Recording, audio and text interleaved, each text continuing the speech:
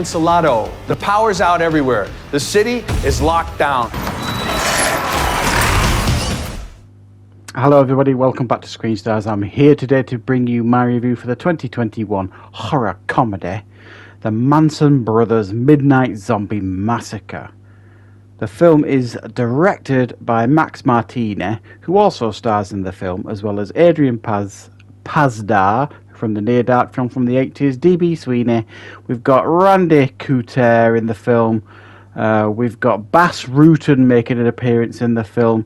And it's a film that's based around wrestling. Now, there is this legendary tag team called the Manson Brothers, who are heels, and they have been heels for a long time. But they're getting on a bit now, and they've been kind of relegated to the indie scene. So this one night, they are tasked with doing a show on Halloween night at midnight.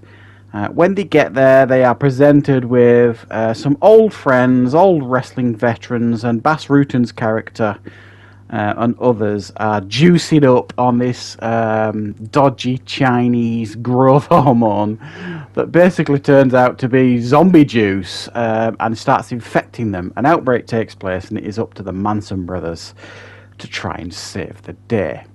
What are my thoughts on The Manson Brothers Midnight Zombie Massacre? Well, I have to say, guys, I had a huge amount of fun with this film. It was really, really entertaining. Horror comedies are never easy to get right, which I always mention when there's a horror comedy that I'm reviewing.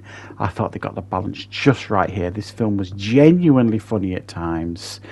The characters were well written, so I enjoyed spending my time with them. And the film was just wacky and out there and fun and entertaining. It was very self-aware. It knew what it was. It knew that it wasn't to be taken seriously. So you as an audience member can enjoy the film then for what it is, which is just a really out there fun time. Fans of wrestling will really enjoy it.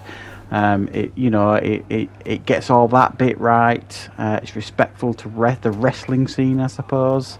It's got some UFC legends in there, Bas Rutten and Randy Couture, who both have sizable roles in the film. But Bas Rutten, I always think, is massively underrated. I don't know why he doesn't do more films. He's got great screen charisma, and he's fun again here. And then, even though after the first act, if you like, the film slows down a little bit. Now, normally that would kind of drag a film down. It doesn't really do this film any disservice because, like I say, the characters are so likeable here. These two Manson brothers are very, very likeable. So you enjoy being in their company, and they're surrounded by similarly fun characters and entertaining characters that are fleshed out just enough for you to care about them. And just enough, to be entertained by the dialogue between them all. D.B. Sweeney, I think, is really good in the film. He plays like the promoter, way over the top. All he's only interested in money, sort of thing. He was good in the film. It was just an entertaining watch. I thought the zombie effects here as well were very, very good. I thought they did a really good job with the effects here.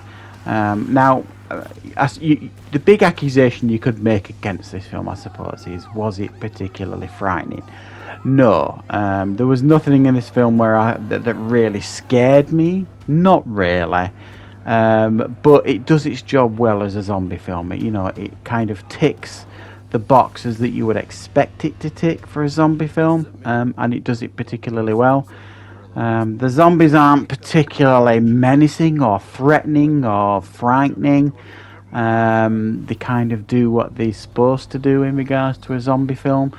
It did seem a bit odd that some of them died a little too easily. I was really gutted to see the Bas Rutten character go out the way he went, and it's not really a spoiler, it happens fairly soon in the film, but I was a bit distraught about that because I wanted more of him in the film, as well as some of the other characters. It's not respectful to any characters really. They're all up for grabs really in regards to getting chomped on in this film.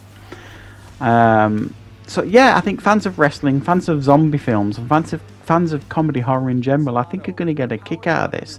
This is one of those films that's a real pleasant surprise. Sometimes you get these in a year, you'll watch something and it just ticks a box. It does everything it was supposed to do for me.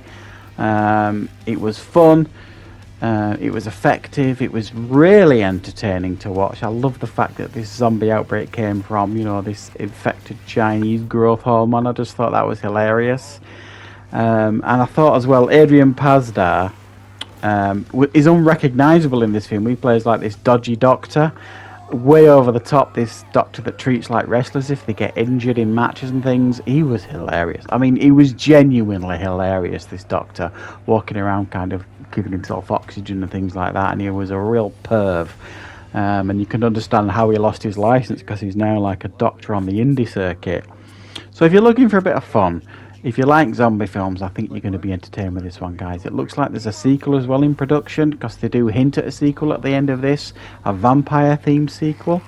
I'd be well up for that. I really enjoyed their take on this zombie.